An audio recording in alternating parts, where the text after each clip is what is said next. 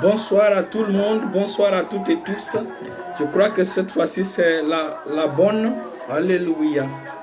Et je vais vous dire que d'emblée qu'il y aura quelques bruits sous le direct parce que nous sommes à la veille d'une grande fête ici. Et donc aujourd'hui nous sommes dans notre direct de guérison, direct de délivrance, direct de miracle.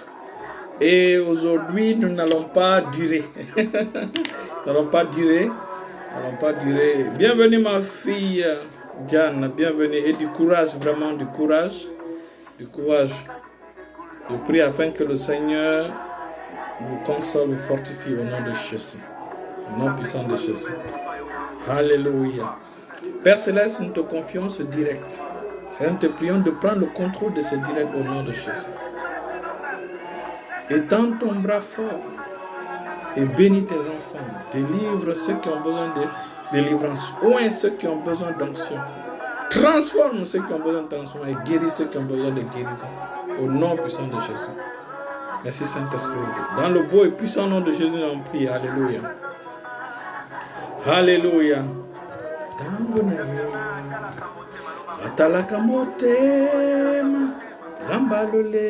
Aujourd'hui, nous allons étudier deux animaux. Nous allons étudier deux animaux. Vous savez, comme j'ai dit la dernière fois, ma fille Gladys avait posé une question. Elle avait posé une question au sujet de l'aigle. Que représente l'aigle dans le monde spirituel en Christ? Que représente l'aigle dans le monde chrétien? Et je lui ai promis que samedi, on allait parler de l'aigle. Et donc, je vais profiter de faire ce direct-là sur cela. Et je sais que le Seigneur, l'onction d'enseignement sera activée pour nous transformer, pour nous bénir à travers ce direct au nom de Jésus, au nom puissant de Jésus. Alors, j'avais dit la dernière fois que Dieu aime Dieu, notre Père Elohim, s'est identifié à deux types, à deux animaux dans la Bible. Et donc, si le Créateur s'identifie à deux animaux dans la Bible, ce qui est plus sage et ce qui est conseillé, c'est d'aller étudier ces animaux-là, leur attitude, leur comportement, leur façon de faire, d'aller les étudier afin de tirer les leçons de leur attitude, de leur comportement. Et c'est ainsi que il y a eu des études sur... Et les deux animaux, c'est l'aigle et le lion. Comment Dieu, le Tout-Puissant, peut s'identifier à deux animaux qu'il a créés? Ça veut dire que c'est important. Et le Tout-Puissant est le roi de tout l'univers. Si le roi de tout l'univers s'identifie à l'aigle et à un lion et au lion, il faut vraiment prendre cela au sérieux. Puisque c'est le leader, notre Dieu est le leader de tout l'univers. S'il s'identifie à deux animaux et toi tu veux être leader sur terre, tu dois aller étudier la vie, le comportement de ces deux animaux-là et tirer des leçons appliquées à ta vie. Et ainsi, toi aussi, tu vas vivre comme un leader. Tu vas vivre comme un vainqueur sur terre. Et c'est pourquoi nous allons étudier la vie de ces deux animaux. Donc, nous allons commencer d'abord par le lion. L'aigle, nous allons revenir là-dessus tout à l'heure. Mais nous allons commencer par le lion. Le lion, il faut savoir ceci. Parmi les deux animaux, l'aigle est le roi du royaume des oiseaux. Ouais, il est le leader du royaume des oiseaux. Il est le roi dans le royaume des oiseaux. Et le lion est le roi dans le royaume des animaux. Le lion est le roi dans le royaume des animaux. Et donc, lorsque j'ai fait des recherches et j'ai écouté certains hommes de Dieu, j'ai compris ceci. Il y a ce qu'il faut apprendre, par exemple, du lion. Premièrement, le lion, c'est son attitude. D'abord, l'esprit du lion et son attitude. L'esprit du lion, C'est-à-dire que le lion a l'esprit de leadership. Le lion a un esprit de vainqueur, un esprit de diriger, un esprit... Si vous étudiez la vie des animaux, le lion n'est pas l'animal le plus grand de la forêt. Il n'est pas non plus l'animal le plus gros de la forêt. Il n'est pas l'animal le plus qui pèse lourd. Non. Et il n'est pas... Bienvenue mes enfants, bienvenue ma fille Madeleine Le Duc, bienvenue ma fille Marie Toupou, bienvenue Florence, bienvenue ma belle Rachel, bienvenue vraiment. Restez bénis au nom de Jésus. Donc, le lion n'est pas l'animal le plus intelligent. Il n'est pas l'animal le plus fort, le plus géant, le plus gros ou le plus lourd. Non. Mais il a une mentalité de leader. C'est ce qui est important. Et c'est ce qu'on appelle l'esprit de leadership. L'esprit de leadership est en réalité la capacité que vous avez de frayer un chemin là où il n'y en a pas. Alléluia. Donc, l'esprit de leadership se voit dans ton comportement, dans ton attitude. C'est pourquoi il y a un homme de Dieu qui a dit ceci. Il dit, un troupeau de moutons dirigé par un lion est plus fort, plus puissant qu'un troupeau de lions dirigé par un mouton. Pourquoi? La seule différence, c'est l'attitude. La seule différence, c'est le comportement. La seule différence, c'est la détermination. La seule différence, c'est la mentalité, l'attitude. Et je vais vous dire ceci, Dieu est comme ça, Dieu est leader, Dieu a une mentalité de vainqueur, Dieu est puissant, Dieu n'a pas une mentalité de victime. Et Dieu ne veut pas mettre au monde des enfants qui ont des mentalités de victimes, des mentalités, il y a dit des gens qui sont peureux, des gens qui ont peur, des gens qui ont peur des sorciers, des féticheurs. Non, notre Dieu n'est pas comme ça. Notre Dieu n'est pas comme ça. C'est pourquoi Dieu dit, il pousse ses enfants, il dit, résistez au diable. Résistez au pire que vous avez dans l'univers. Parce que le pire, c'est l'ennemi. C'est Satan. Il est le premier à pécher. Il est le premier à se détourner de Dieu. Il est le premier à se rebeller contre l'Éternel. Donc, Dieu te dit de le résister. Ça veut dire que Dieu veut que tu aies cette mentalité de leadership. Que tu aies cette mentalité. Vous savez, les leaders, quand un leader passe dans un milieu où les gens sont faibles, où les gens ont peur, où les gens sont lâches, quand un leader passe là-bas, ces gens-là sont transformés en des vaillants guerriers. C'est ce que Dieu fait. Quand Dieu est apparu à Gédéon, Gédéon pensait qu'il était le plus faible, qui appartenait à la tribu la plus petite, la plus faible d'Israël. Mais Dieu l'a appelé par le nom de vaillant héros. C'est-à-dire que l'Éternel, lui, l'a vu comme un vaillant héros. Puisque l'Éternel est un vaillant héros, ses enfants doivent être des vaillants héros. Mais vous, chrétiens, c'est le contraire qu'on voit. L'Éternel vous appelle que vous êtes plus que vainqueurs. Mais c'est vous qui avez peur des sorciers, c'est vous qui avez peur des féticheurs, c'est vous qui avez peur des marabouts, c'est vous qui avez peur des démons. Alors que Dieu, dans toute sa parole, il ne vous a jamais donné une parole qui vous pousse à avoir peur. Nulle part. Quand Jésus est ressuscité, il a donné ça. Il dit, à mon nom, vous chasserez les démons. À mon nom, vous chasserez les démons. Aujourd'hui, ce n'est pas ce qui se voit. C'est les enfants de Dieu qui ont peur des démons. Ils ont peur des démons. Au lieu qu'ils sachent les démons, c'est plutôt les démons qui les effraient, qui les poussent à quitter. Et c'est dangereux. La Bible, tant que Jésus était l'agneau de Dieu qui ôte le péché du monde, on pouvait fuir avec lui, l'envoyer en Égypte. L'agneau pouvait fuir.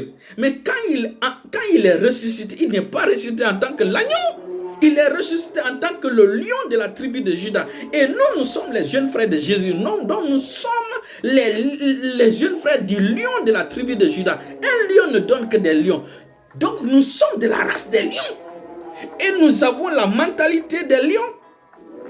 Alléluia. Donc le lion est un leader. C'est ce que nous faisons à l'école de la foi. L'Éternel a établi cette école-là pour transformer les peureux en des vaillants héros. Pour transformer ceux qui ont peur des démons, ceux qui ont peur des sorciers, ceux qui ont peur des marigots, ceux qui ont peur des réclamations de la sorcellerie du village, pour faire d'eux des plus que vainqueurs, comme la Bible dit. C'est ça notre mission, c'est ça notre responsabilité.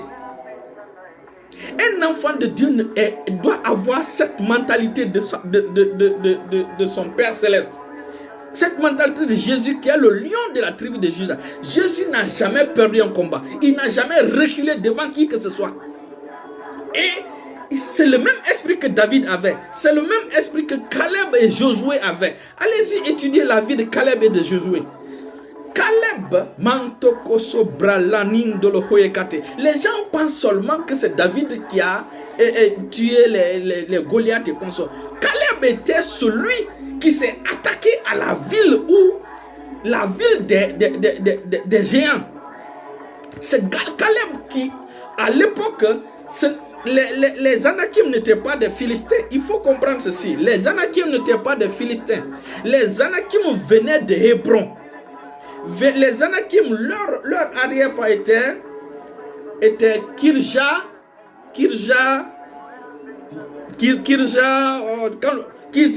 Arba. Leur ancêtre était Kirja Arba. Kirja Arba, c'est lui qui a fondé la ville d'Hébron. Donc Hébron était une montagne sur laquelle était bâtie la cité des géants. Donc Kirja Arba c'est lui l'ancêtre des Anakim, des géants.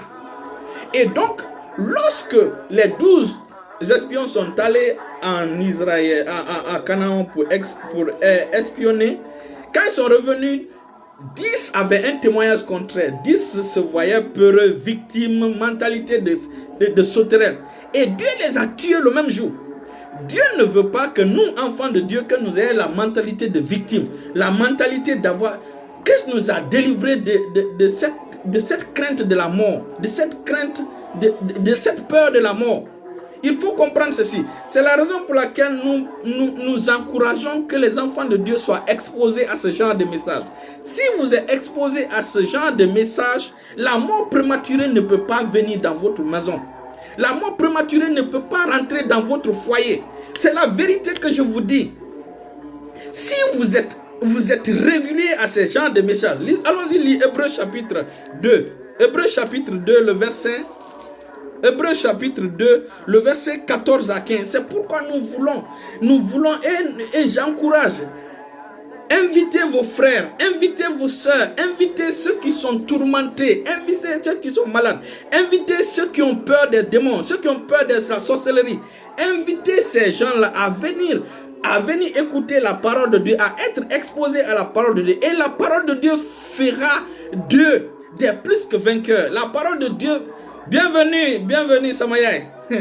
La parole de Dieu fera d'eux des plus que vainqueurs. La parole... Jésus a dit, il dit, je bâtirai mon église et les portes de l'enfer ne prouveront point contre elle. Ça veut dire que chaque enfant de Dieu est l'église de Dieu. Chaque enfant de Dieu est l'église que Christ a bâtie. Donc Christ a mis des composants en vous qui vous rend indestructible. Aucun démon, aucun sorcier ne peut vous tuer, ne peut vous faire du mal. Quand un sorcier décide de vous faire du mal, le sorcier a signé son arrêt de mort. Ce sont des choses que les enfants de Dieu doivent écouter, entendre. Allons-y lire dans Hébreux chapitre 2, le verset 14 à 15. Il dit ainsi donc, je lis dans le nom de Jésus, puisque les enfants de Dieu participent au sang et à la chair, Christ a également participé lui-même afin que par sa mort, qu'il neutralise celui qui avait la puissance de la mort, c'est-à-dire le diable. Le verset 15 maintenant. Et qu'il délivra tous ceux qui, par crainte de Satan, de la mort, étaient toute leur vie retenus dans la servitude. Dieu ne veut même pas que tu aies peur de Satan. À plus forte raison des sorciers. Dieu veut que tu aies la mentalité de vainqueur, la mentalité de plus que vainqueur. Voilà pourquoi il nous enseigne. Et c'est ce que nous faisons à l'école de la foi. Je me rappelle, lorsque mes enfants, Bernard, Bernard et Alexandre qui se levaient à 2h du matin pour combattre les sorciers, pour lutter contre pour faire des combats spirituels la nuit. Et pendant ce temps, il faisait des rêves bizarres. Mais lorsqu'il a commencé à venir écouter l'enseignement à l'école de la foi, en ce moment c'était chez moi à Conakry, l'enseignement de l'école de la foi, il a commencé à bien dormir. Il ne se levait plus pour faire 2 heures de combat spirituel. Non, il se levait plutôt pour remercier le Seigneur de ce que le Seigneur a fait de lui. La Bible déclare que nous sommes les enfants du lion de la tribu de Juda. Nous ne sommes pas nés de nouveau quand Jésus était l'agneau immolé. Quand Jésus était l'agneau de Dieu. Non, nous sommes, bienvenue ma fille chez N Royal, bienvenue, c'est la première fois que vous venez, bienvenue, restez bénis au nom de Jésus. Nous sommes venus lorsque Jésus n'était pas, c'est-à-dire que lorsque Jésus était l'agneau de Dieu qui ôte le péché du monde, on n'était pas encore nés de nouveau, on n'était pas là. Nous sommes venus dans l'équipe de Christ lorsque Jésus est devenu le lion de la tribu de Juda, après avoir vaincu Satan, les dominations, les autorités et toute la puissance de l'ennemi. Après les avoir désarmés, après avoir effacé tous les documents qu'ils détenaient ou qu'ils vont détenir contre toi. C'est pendant ce temps que nous sommes venus dans nos matchs. Donc nous sommes dans l'équipe gagnante. Donc c'est pourquoi il dit de nous sommes plus que vainqueurs. Et ce que Christ veut, ce que Dieu veut que vous vous maintenez dans cette équipe. Que vous ayez cette mentalité du lion. Le lion, voici l'attitude du lion. Je vais vous dire maintenant l'attitude du lion. C'est ce qui fait que les autres animaux ont peur d'eux. Mais nous, dans le monde chrétien, les gens ne doivent pas avoir peur de nous, mais les gens doivent nous respecter. Dans le terme, dans le domaine animal, dans le monde animal, lorsque le lion apparaît, malgré qu'il n'est pas le plus géant, le plus gros, le plus pesant ou le plus malin, mais quand il apparaît, tous les autres animaux disparaissent. Pourquoi? Parce que les autres animaux ont peur du lion. Et comme je vous ai dit, dans le langage peur, c'est en fait, ils respectent le lion. Les autres animaux respectent le lion. Pourquoi? À cause de la mentalité du lion, à cause de l'attitude du lion. Quand le lion, lui, il voit des animaux, peu importe leur taille, peu importe leur corpulence, peu importe leur craftiness, c'est-à-dire leur malignité, le lion les voit comme étant le petit déjeuner. Le lion voit même quand le lion voit un éléphant, le lion a la mentalité que c'est son petit déjeuner. Et les lionceaux sont formés dans cette mentalité. Alors que quand un éléphant, une girafe, voit un lion, qu'est-ce que l'éléphant pense? Il dit, lui c'est un mangeur de chair. Le lion est un mangeur de chair. Alors que quand le lion les voit, lui il les voit comme son petit déjeuner. Quand les éléphants, les girafes voient le lion, ou les antilopes les plus rapides voient le lion, ou quand ils voient le lion, ils vont dire, lui c'est un bouffeur. Vous voyez? C'est ce qui fait la différence. Sinon, le lion n'est pas le plus fort, le lion n'est pas le plus puissant, le lion n'est pas le plus imposant, le plus pesant. Mais le lion impose le respect dans la jungle. C'est ainsi que les enfants de Dieu aussi doivent imposer silence aux vindicatifs, silence aux sorciers dans le quartier. Ce n'est pas toi qui dois déménager, qui dois fuir le sorcier. C'est le sorcier qui doit te fuir. Ce n'est pas toi qui dois avoir peur. Et la Bible déclare en Hébreux chapitre, il dit que Christ nous a délivrés de l'esprit de peur. Il dit au verset 2, Hébreux chapitre 2, verset 4, il dit, et qu'il nous a délivré tout, il a délivré tous ceux qui, par crainte de Satan ou de la mort, étaient toute leur vie retenus dans la servitude. Donc nous n'avons pas peur de la mort. Nous n'avons pas peur de Satan. Lorsque vos enfants sont exposés à ce genre de messages, lorsque votre famille est exposée à ce genre de messages, c'est la vie de victoire en victoire que vous allez expérimenter. Pourquoi? Parce que l'Éternel soutient sa parole. Gédéon, l'Éternel l'a formé, l'a donné la mentalité de vainqueur, de victorieux.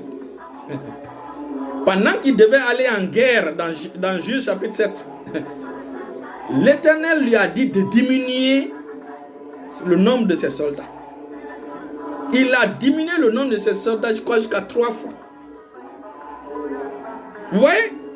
il a diminué le nombre de ses soldats. Normalement, en allant en guerre, si l'autre, parce que les Amalécites étaient très forts, très puissants, très avancés. Il faut reconnaître que les Amalécites sont des enfants d'Abraham. Quand, après le décès de Sarah, Abraham a épousé une femme noire du nom de Ketura. Avec cette femme noire, Abraham a eu 6 garçons, y compris les Amalécites. Et donc, parmi ces Amalécites, maintenant ces Amalécites-là sont devenus puissants. Et ces Amalécites-là ont causé trop de problèmes aux enfants d'Israël. Mais Dieu a suscité quelqu'un comme Gédéon, qui avait une mentalité de faiblesse. Mais Dieu l'a formé. Dieu l'a formé et a fait de lui un vaillant héros. Et Gédéon est devenu ce que Dieu a dit de lui, ce que la parole de Dieu a dit. Quand Dieu a vu Gédéon, Gédéon se voyait comme faible, mais Dieu l'a dit que tu es un vaillant héros. Et c'est ce que Gédéon est devenu. Pourquoi? Parce que Gédéon a cru à ce que Dieu dit. Dieu dit dans sa parole que tu es plus que vainqueur. Dieu dit dans sa parole que tu as vaincu Satan. Tu as vaincu le diable. Tu as vaincu la sorcellerie. Tu as vaincu le maraboutage. Mais toi, tu refuses de croire et tu as peur de ces gens-là. Comment tu vas marcher dans la victoire? Nous devons avoir la mentalité de lion. Le lion 1, c'est un leader. Le lion est quelqu'un. Le lion est comme David. David, de lui, ses guerriers étaient des gens qu'il a ramassés dans la rue. Je vais vous dire ceci. Les soldats de David, ce sont des gens qui étaient des rejetés sociaux. Des rejetés sociaux. Des parias de la société. Des gens qui n'avaient pas à manger, qui étaient endettés. Des gens qui avaient perdu leurs femmes ou perdu leurs enfants. Des gens qui étaient pauvres. Ce sont eux qui ont suivi David. Et David ayant le leadership, ayant un esprit de leadership, les a transformés. Ce sont eux qui sont devenus les vaillants héros de David dans la Bible. Comme je vous ai dit, c'est Caleb et sa troupe qui ont chassé les Anakim d'Hébron de leur cité. Finalement, les Anakim sont descendus vers la mer, vers Gaza, vers les Philistins. Et après plusieurs générations, parce que de Josué et Caleb, après Josué et Caleb, jusqu'à David, il y a eu on va dire 10 générations. Il y a eu 10 générations, donc à peu près 1000 ans. Donc c'est Caleb qui les a chassés de Hébron. C'est Caleb qui les a chassés, les a repoussés. C'est David et ses guerriers maintenant qui ont tué le reste des géants. Après que ces géants-là sont descendus qui sont devenus les Philistins. Donc c'est David et ses guerriers qui ont fini par exterminer toutes ces personnes. Donc ces gens-là ont eu un témoignage puissant. Ils ont cru en ce que Dieu a dit. Et aujourd'hui, je vous interpelle. Mettez votre foi en Jésus-Christ. Celui qui est né de nouveau n'est pas une victime. Il est un vainqueur. Il est plus qu'un vainqueur. Vos ennemis, c'est la maladie. Vos ennemis, c'est la malédiction, c'est la pauvreté. Et la Bible déclare que Dieu vous a rendu plus fort que vos ennemis. Ton ennemi, c'est la pauvreté. Ton ennemi, c'est la malédiction. Ton ennemi, c'est la maladie. Ton ennemi, c'est l'accident. Ton ennemi, c'est toutes ces choses. Et la Bible déclare que Dieu t'a rendu plus fort que tes adversaires, plus fort que tes ennemis. L'Éternel t'a rendu plus fort que tes ennemis. Alléluia. Nantoko sobraligamande lehete. Renzele baria so gros kita parabozo. Mantala gradego sobradigabarabo sonnorhata. Dans Psaume 105, le verset 24. La Bible déclare qu'il rendit son peuple très fécond et plus puissant que ses adversaires. Donc nous sommes non seulement féconds, les enfants de Dieu ont l'esprit de fécondité. Tout ce que tu touches va prospérer. Tout ce que tu touches prospérera. Donc il y a la fécondité dans toutes les directions dans ta vie. Reçois cette grâce au nom de Jésus. Et il dit, il les a rendus plus puissants que ses ennemis, leurs adversaires. Donc n'ayez pas peur des sorciers. Vous avez reçu la grâce d'être plus fort que Satan lui-même. De recevoir une vie qui est au-dessus de la maladie, une vie qui est au-dessus de la malédiction, une vie qui est au-dessus de tous les fléaux qui frappent ce monde. Donc, nous allons terminer par là. Donc, ayez la mentalité du lion. Premièrement, le lion a l'esprit de leadership. Le lion a l'esprit de leadership. Le lion a la mentalité de vainqueur, de victorieux. Il n'a pas la défaite dans sa tête. Deuxièmement, quand le lion a une vision qui est différente des autres animaux. Les enfants de Dieu doivent avoir cette vision. Les enfants de Dieu doivent avoir cette vision. La vision de vainqueur, la vision de victorieux. Voilà ce que Dieu a fait de nous. Et Dieu vous dit ce mystère. Parmi le peuple de Dieu, Dieu en réalité n'a pas deux peuples. Dieu a un seul peuple. Le problème, c'est qu'après que Moïse est descendu du mont Sinaï, et il a vu que le peuple s'est détourné de Dieu et a commencé à faire l'agneau. Lorsqu'ils ont transformé ça en un veau et ils ont commencé à adorer, Moïse était fâché, il a brisé l'arche, il a brisé les tablettes. C'est après cet événement, Moïse a dit au peuple de choisir leur camp. Ceux qui doivent venir vers eux et ceux qui doivent aller vers celui qui a causé la révolte. Je vais vous dire ceci. C'est ainsi que c'est seulement la tribu de Moïse qui l'a suivi. C'est-à-dire que les Lévites seulement qui ont suivi Moïse. C'est la famille, les Lévites seulement qui ont suivi Moïse. Tous les autres se sont écartés. Et c'est là que Dieu a choisi. Sinon, Dieu n'avait pas cette vision de choisir les Lévites seulement comme les premiers-nés. Comme sa part. Dieu voulait choisir tout Israël comme premier-né. Mais ce projet-là est restauré par Christ. Donc, Dieu est le premier. Il est le premier en tout temps et il restera toujours le premier. Donc, il veut que ses enfants soient les premiers. Donc, nous sommes de la lignée des premiers, nous sommes de la race des premiers, nous sommes de l'assemblée des premiers-nés. Donc, c'est cette mentalité que nous devons avoir. Cette mentalité de vainqueur, cette mentalité de victorieux, cette mentalité de puissant que nous devons avoir. Alléluia. Alléluia. Et donc, nous allons prier maintenant pour les malades. Nous allons prier pour les malades. Tendons les mains, vous tous tendez les mains vers vos écrans. Et nous allons prier pour tous ceux qui sont malades et qui suivent ce direct, ou tous ceux qui viendront suivre ce direct en différé. Nous allons prier pour qu'ils reçoivent la réponse à leur prière au nom puissant de Jésus. Père Céleste, te bénissons pour cette grâce que tu nous as donnée. Merci pour ton onction de guérison qui repose sur ce direct. Seigneur, te prions d'apporter la paix dans le corps de ceux qui ont besoin de la paix au nom de Jésus. Et je te prie pour guérir le papa Haba, de notre fille, de ma fille Florence Haba. Je te prie, Seigneur, il souffre de diabète et de problèmes de cœur. Seigneur, je te prie afin que là où il est, la puissance du Saint-Esprit le touche et le guérit de la couronne de sa tête jusqu'à la plante de ses pieds au nom puissant de Jésus. Papa Haba, reçois ta guérison au nom de Jésus. Si je ne me trompe, son nom c'est Papa Patrice Haba. Reçois ta guérison au nom de Jésus. Reçois ta guérison au nom puissant de Jésus. Au nom puissant de Jésus. Merci Seigneur parce que tu l'as guéri au nom de Jésus. Et cette semaine, nous recevrons le témoignage au nom puissant de Jésus. Là où tu es, l'esprit du Saint-Esprit, l'esprit de l'Éternel te touche. Et ton problème fond devant lui au nom de Jésus. Au nom puissant de Jésus. Reçois ta guérison au nom de Jésus. Peu importe le nom de ta maladie.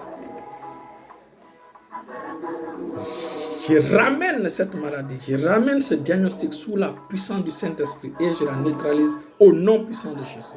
L'esprit de maladie quitte ta vie. L'esprit de mort prématurée dégage de ta famille au nom de Jésus. Je me lève contre tout esprit de mort prématurée dans la famille des membres de l'école de la foi.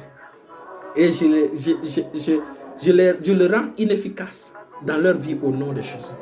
L'esprit de mort peut se promener partout pour faire son travail, mais en ce qui concerne la famille des membres de l'école de la foi, j'interdis l'esprit de mort de toucher aux membres, à la famille des membres de l'école de la foi au nom de Jésus, au nom puissant de Jésus.